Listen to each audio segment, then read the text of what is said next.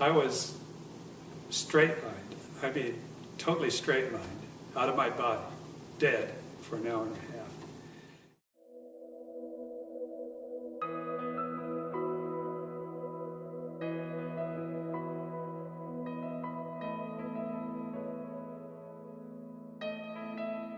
My name is Richard Cole, and I am 72 years old. I have never been what I would call religious.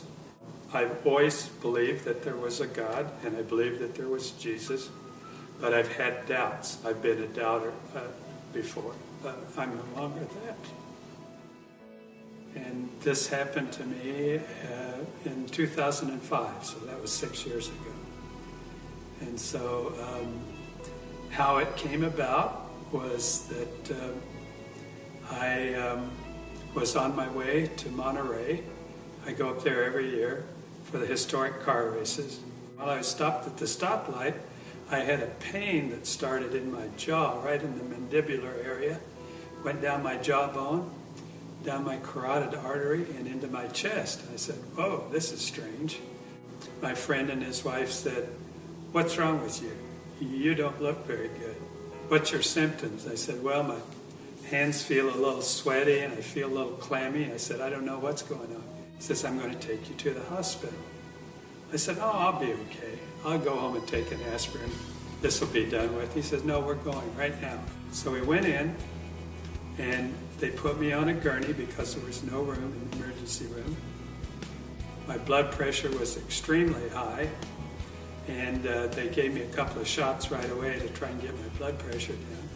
And then I went right into the x-ray room, and they gave me some x-rays, and came back in a little while, and Steve, the doctor, a friend of mine, says, "You have a serious problem." I said, "Oh, really?" And he says, "Yes." He says, "You have an aneurysm, but what's worse, it's split, and I think you're bleeding internally." 5 o'clock the next morning, I was in the ready room at Cottage Hospital. Anesthesiologist came in and says, "Well, I'm going to, give you a shot right now, and then you're going to go off to sleep." I said, "Okay." I said, "Is the doctor here yet?" "Yeah, he's here." So I asked to see him. I said, "Okay, what are you guys going to do to me?" And he says, "What we have to do is cool you down to a real low temperature, and when we do that, it'll be just like chopping a hole in Lake Michigan in the ice in the middle of the winter. Everything's going to stop. Your brain's going to stop, and your heart will stop." I said, "Well, I've never heard of that before, and I read a lot." And he says, "We usually don't tell our patients what we're going to do to them, or else they'd run down the hall dragging the IV behind them." They told me when I went in that I'd have about a 50-50 chance of making it. I found out later with that kind of operation where they take your heart out, you have a 10% chance of survivability. So the anesthesiologist put the IV in. I went off to sleep right away, and they start rolling me down the hall to the operating room. And then I realized that I was still conscious and I wasn't under yet. It was like I was for a little bit, but then I was awake again. And I saw them roll me into the operating room. And so I wanted to tell the doctors that, "Hey, you got to give me some more of whatever it was you gave me because I'm not out yet." But I couldn't speak. I didn't have any pain or anything like that. I just could not open my mouth and get the words out, even though I tried very hard to tell them that I was still conscious. So I'm laying on the table, and there are 3 doctors standing over me and 2 nurses, and they all have their gowns on, their masks on and everything. They're ready to go. And I heard the doctor ask the nurse for the scalpel, and she got it, and she started to open me up from right here down to here. He did. Opened me up like that, and then they got an electric saw out and started cutting my breastbone open. And then I saw them go down and start to take my heart out, and then everything went black. But I was still conscious, but I couldn't see anything. And it was like a heavy black fog, and I'm just standing there looking around. I couldn't figure out what to do next or what was going to happen next. Right then, two beams of light came over my right shoulder. So I started to turn around and look over my shoulder to see where it was coming from. And then I heard a voice. And the voice was very authoritative, not loud, but he says, "Don't turn around." And I'm thinking, well, why not? And he says, "Don't turn around, because if you see my face, you'll have to stay here." And he says, "Now, that'll be okay if you stay here, but I have a job for you, and if you disobey me, I won't be happy." And he says, "You don't want to see me unhappy." So I said, "Yeah, well, okay, I better pay attention and do what he says." And then I said, "I know who you are." He said, "Oh, you do?" And I said, "Yeah." And I said, I've got a little problem. I've got a little pet peeve. I've got a little bone to pick with you." He says, "Well, what is it?" He wasn't mad or anything, just a normal speaking voice. And I said, "Well, I know that a new generation is born every 10 years. And I know that if you take the square root of 3 generations, it only goes back to about, I think it's about 589 years. And I said, I know that in the Bible it says that Adam and Eve have been on the earth about 6,000 years, something like that." And he starts laughing. I said, "Well, what's so funny?" He said, "Well, you are." I said, "Why?" He said, "Your math is wrong." And then I just start thinking, I said, where did I get those numbers? I must have been crazy. I couldn't believe that I said that, because, I kind of prided myself on knowing math and science.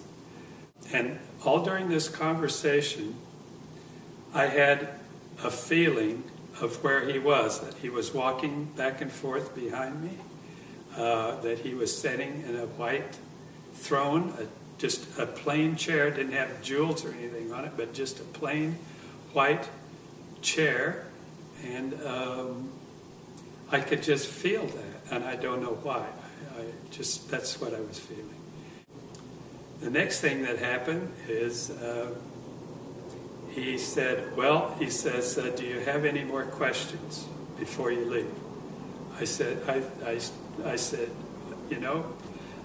got to think about this. And I thought, I was thinking really hard, what am I going to ask God?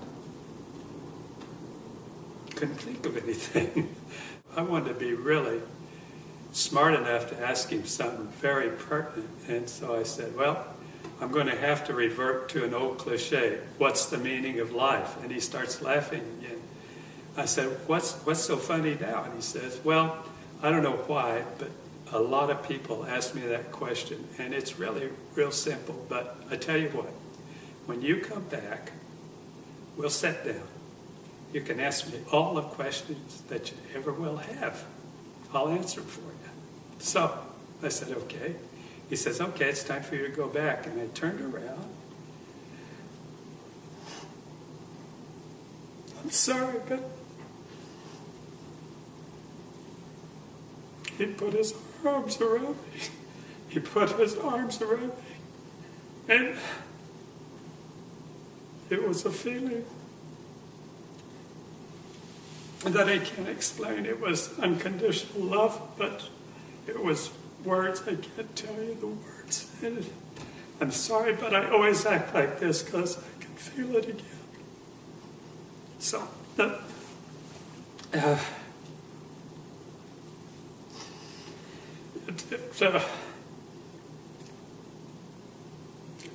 changed my life. And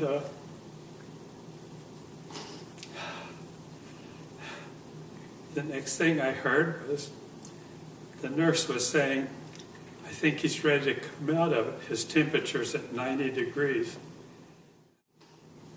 9 days later, I was discharged from the hospital. First thing I wanted to do was go out and tell everybody I knew what happened to me.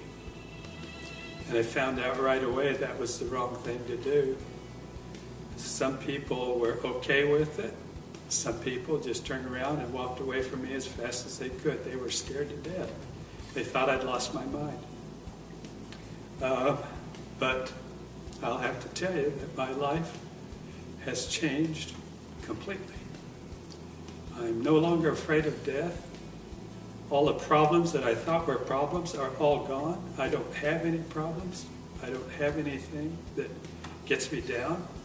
A week later, a guy came in that I knew, and he said, I heard about your experience. I said, yeah, it happened, He said, I heard that you were, you had a near-death experience and that you were out for about an hour. And I said, yeah, that's true. And he said, well, the same thing happened to me.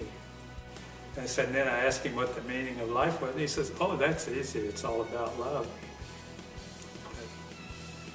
That was the perfect answer. So I got that message right away.